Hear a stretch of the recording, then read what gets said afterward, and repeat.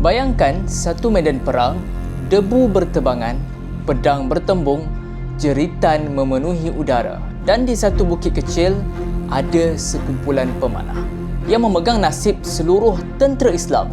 Satu arahan telah diberi, tapi bila arahan itu dilupakan, sejarah berubah selamanya. Inilah kisah Perang Uhud. Hello, Assalamualaikum warahmatullahi wabarakatuh. Selamat datang ke Da'i Fahmi Channel. So, kepada yang belum subscribe lagi, silakan subscribe. Moga-moga apa yang saya sampaikan di dalam channel ini akan memberikan manfaat kepada anda semua. Jadi, jom kita sambung kepada kisah Perang Uhud.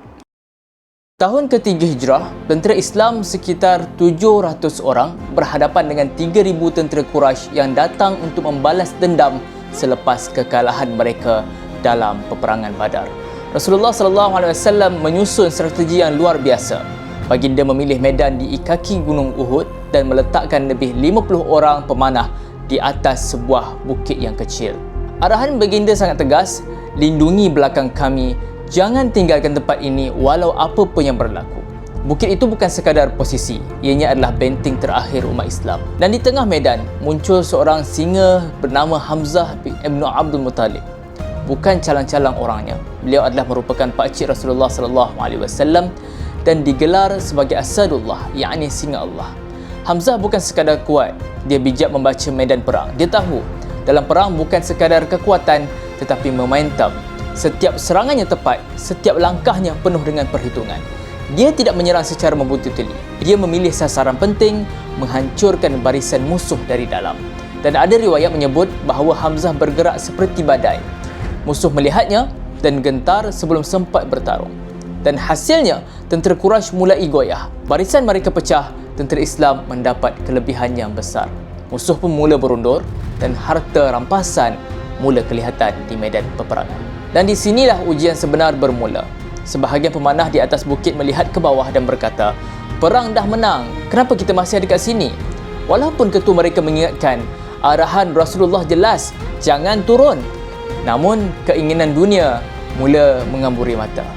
Dan akhirnya, majoriti pemanah turun daripada bukit dan mereka meninggalkan posisi yang paling penting yang Rasulullah SAW sendiri yang telah tetapkan. Jadi ketika saat bukit itu kosong, seorang panglima Quraisy, Khalid bin Walid, melihat satu peluang.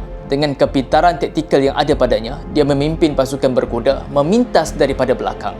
Tentera Islam yang tadi di depan, kini diserang dari dua arah. Jadi keadaan menjadi kacau bilau. Barisan tentera Islam mula pecah dan jeritan memenuhi medan. Dan di tengah kekacauan itu, Hamzah terus bertarung. Dia tidak lari, tidak goyah, sehingga akhirnya beliau gugur sebagai syahid. Namun keberaniannya kekal sebagai simbol bahawa pejuang sebenar tetap berdiri walau dunia runtuh di sekelilingnya.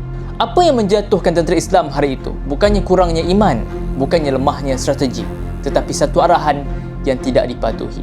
Hari ini kita juga ada bukit kita sendiri. Arahan Allah Subhanahu Wa Taala kita tahu, sunnah Rasulullah kita dengar. Persoalannya, bila dunia nampak di depan mata, adakah kita tetap bertahan di posisi kita atau kita juga akan turun?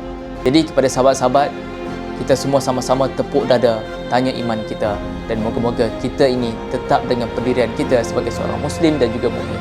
Jadi kalau korang semua suka dengan konten yang saya buat, insya-Allah sama-sama tekan button subscribe dan juga loceng, dan moga-moga kita berjumpa lagi di video yang akan datang. Assalamualaikum warahmatullahi wabarakatuh.